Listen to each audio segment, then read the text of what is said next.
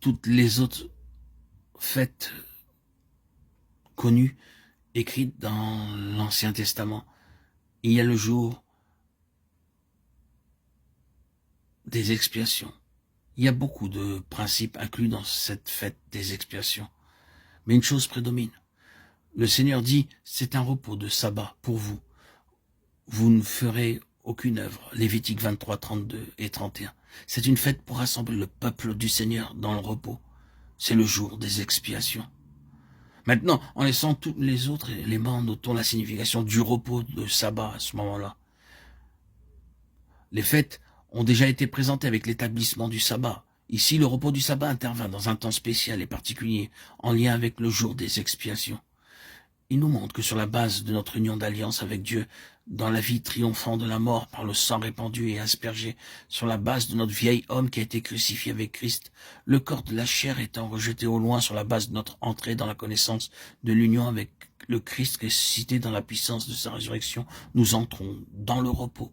Nous entrons dans le repos car nous cessons nos œuvres et nous entrons dans le sabbat de Dieu, le repos de Dieu. Nous prenons place dans une position où nous ne travaillons plus pour parvenir à un but, mais nous avons atteint le but, où le combat pour satisfaire Dieu cesse et Dieu est satisfait. Il considère ses œuvres et il est parfaitement satisfait. Nous entrons dans la satisfaction de Dieu. Le jour des expiations, dans l'œuvre expiatoire du Seigneur Jésus et dans la valeur expiatoire de son sang aspergé sur le propitiatoire en présence même de Dieu, Dieu a trouvé une réponse à tous ses désirs, à toutes ses demandes, et il est entré dans son repos, dans la pleine satisfaction en son Fils. Ce sang se trouve dans la présence de Dieu comme témoignage que tout est accompli et achevé, que Dieu se repose dans ce que le Seigneur Jésus a pleinement réalisé par son sang et qu'il n'y a plus d'effort à fournir. Quand nous saisissons l'œuvre parfaite du Seigneur Jésus dans son expiation, nous devons parvenir dans le repos. Tous les efforts fébriles pour satisfaire Dieu doivent être mis de côté. Et nous devons voir que Christ satisfait tous nos besoins pour nous devant le Père. Qu'en est-il de notre sanctification progressive? Y a-t-il plus rien à faire en nous? Oui, mais vous n'entrerez jamais progressivement dans l'imperfection, dans la sainteté, à moins que cette base soit entièrement posée. Le Seigneur Jésus a tout présenté pour vous, pour la satisfaction du Père. Nous croissons dans la grâce sur la base du fait que Christ a déjà accompli toute l'œuvre pour nous et que nous n'avons rien à faire pour ajouter à son œuvre en faveur de notre sanctification. Luther avait été envoyé à Rome pour une mission et il était très impatient de visiter la ville et ce lieu particulier de pénitence où il pourrait obtenir des indulgences et des privilèges spéciaux en montant les marches sur ses mains et ses genoux.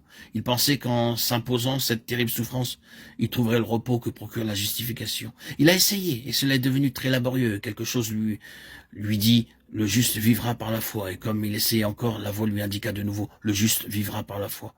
Et comme il gravissait plusieurs marches, l'accent fut mis sur un mot, le juste vivra par la foi. Romains 1, 17. C'est ce qui l'a conduit à sa conversion et à l'abandon de tout le système romain de la justification par les œuvres.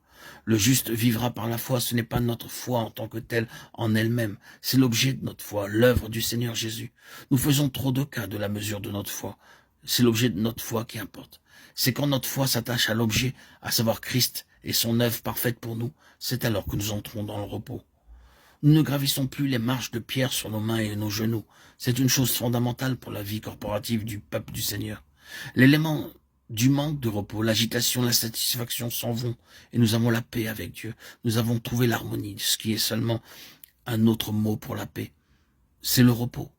La paix dans la Bible n'est pas une certaine atmosphère, mais l'exact ajustement de tous les éléments les uns aux autres en une parfaite harmonie.